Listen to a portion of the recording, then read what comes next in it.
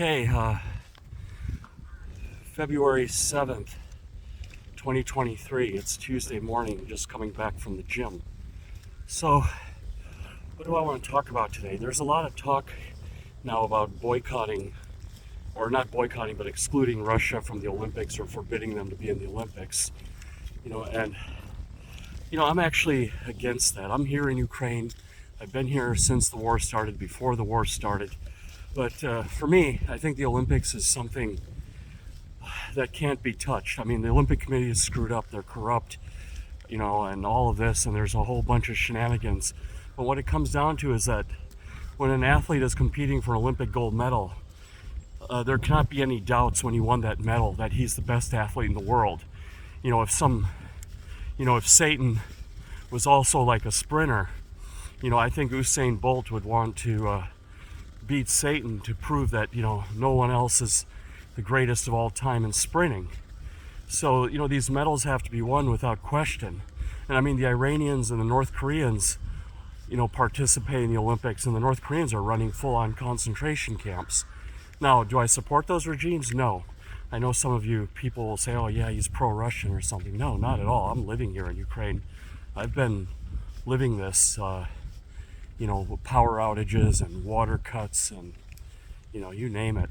It's, we don't know what's going to happen one day or the next, not to mention, I bought an apartment here and I'm not going to, if I sell it, I can never get that money out. So not even to mention the financial loss, but back to the Olympics, it's, America boycotted the Olympics in 1980 over Afghanistan not refusing to go to Moscow. And so the Russians cleaned up a whole bunch of medals, right?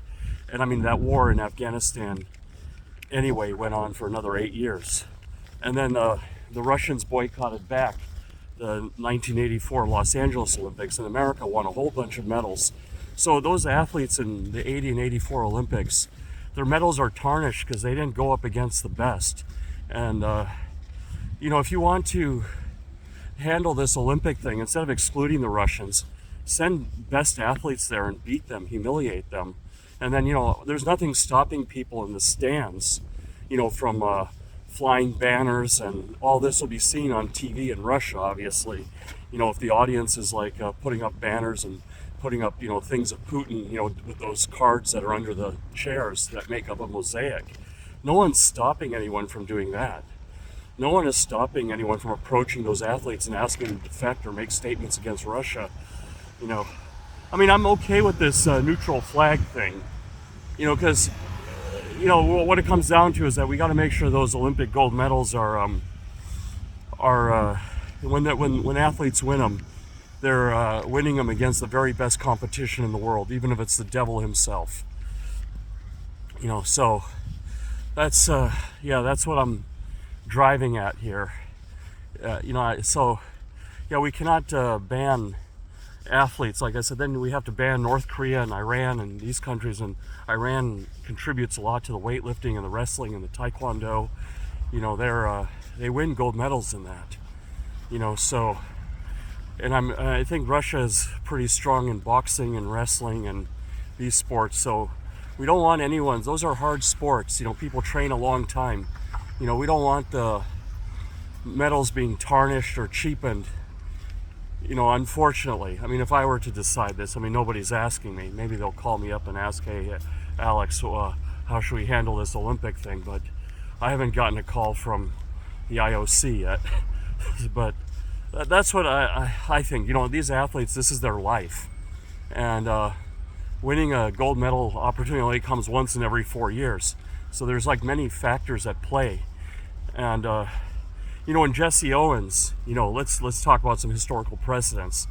When he went to Munich in '36 and humiliated, the German athletes with his sprinting, setting records and everything, it really made a statement.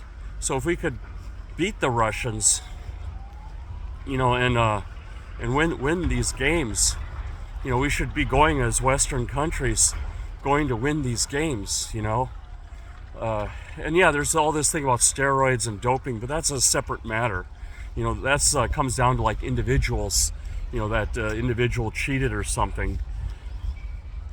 But again, that's like a different argument altogether, and that's already been addressed. There's rules for that. But banning Olympic athletes, it's going to be a really big disservice to the sports.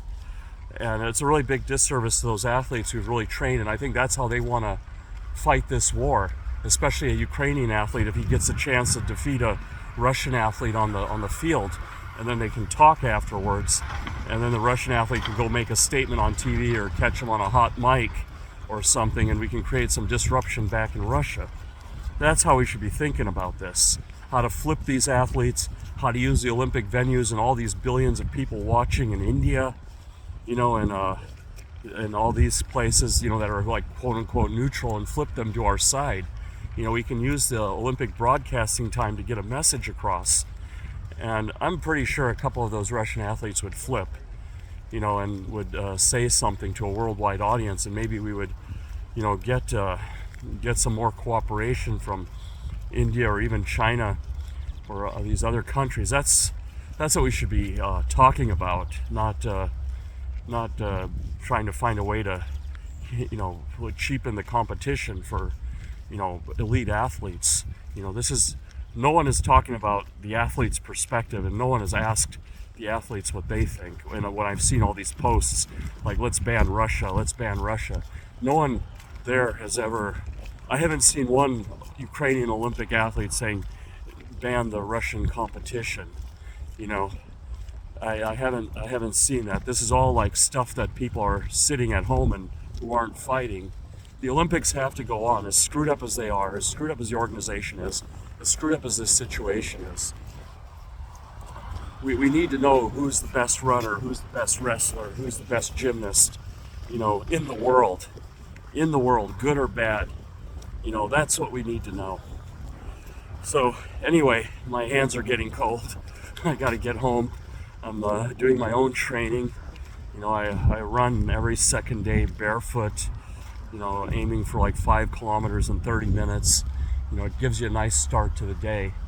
Then keep the sugars down, avoid all the, carbs made from like wheat products, like gluten-based carbs.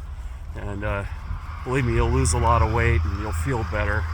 And you don't need that much meat. The woke vegans are right there. Not completely right, but you can cut your meat consumption down by 90% and you'll survive. You only need meat like twice a week or something, and you'll have more than enough protein. But anyway, have a nice day, and we'll talk soon.